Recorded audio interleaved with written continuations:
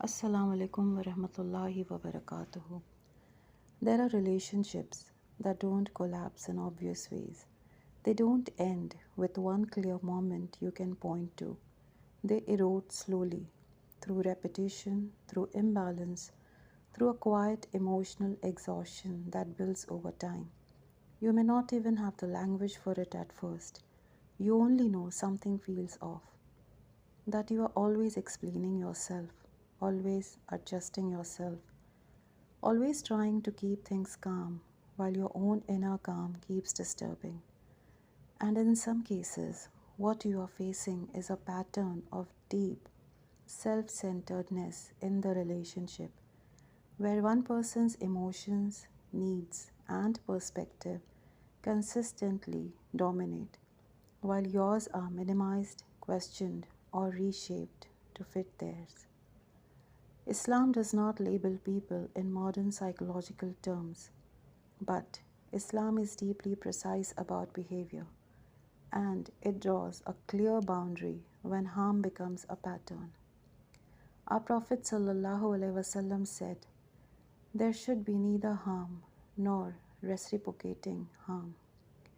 This principle alone is enough to measure any relationships, because anything that repeatedly destabilizes your emotional balance, undermines your dignity, or distorts your sense of reality falls outside the ethics of mercy that Islam calls you toward.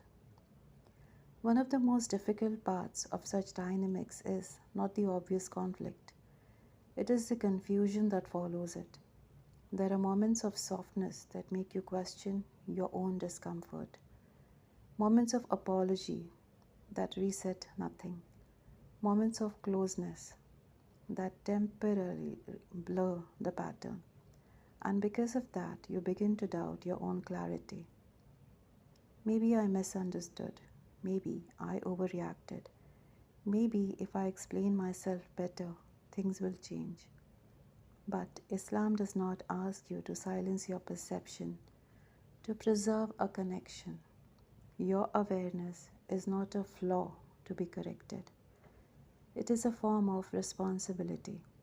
The Quran describes the foundation of healthy connection in a way that is strikingly simple.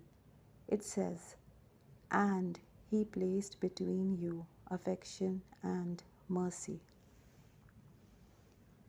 Affection that does not demand fear, mercy that does not require self erasure, love that does not depend on you shrinking your voice to maintain peace.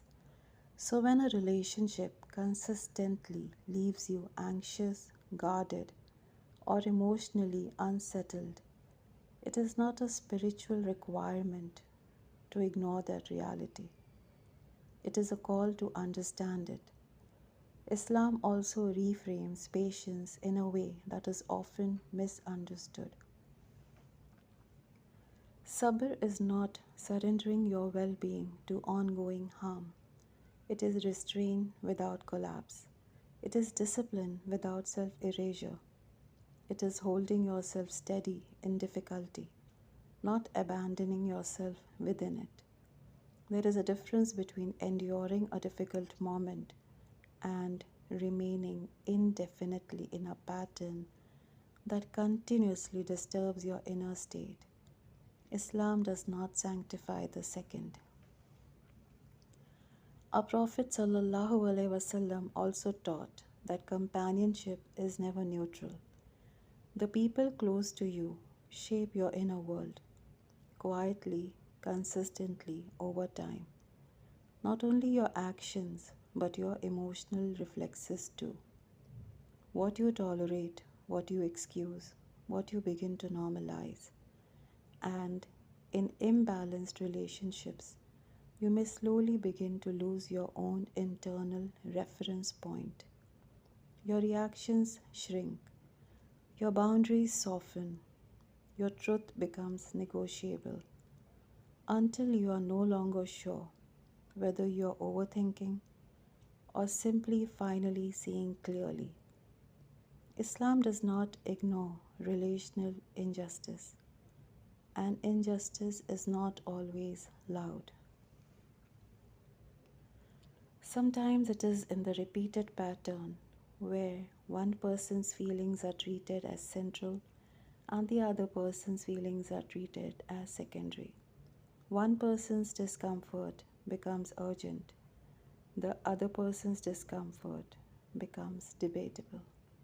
And over time, that imbalance creates emotional distortion, not because you are weak, but because imbalance, when repeated, reshapes your perception.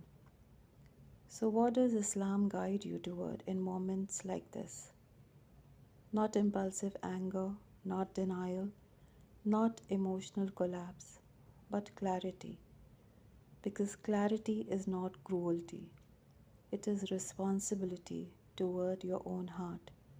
It allows you to see a pattern from what it consistently is, not for what it occasionally pretends to be. And perhaps the most important truth is this: you are not required to remain in relationships where your inner stability is repeatedly compromised. I repeat, you are not required to remain in relationships where your inner stability is repeatedly compromised.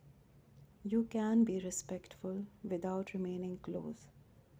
You can maintain dignity without maintaining access. You can step back without turning it into hatred. That balance is not emotional coldness, it is discernment. Because in Islam, the value of a relationship is not measured by intensity or attachment. It is measured by its effect on your character, your dignity, and your closeness to Allah. And anything that consistently pulls you away from those should not be met with blind endurance, but with thoughtful, grounded distance.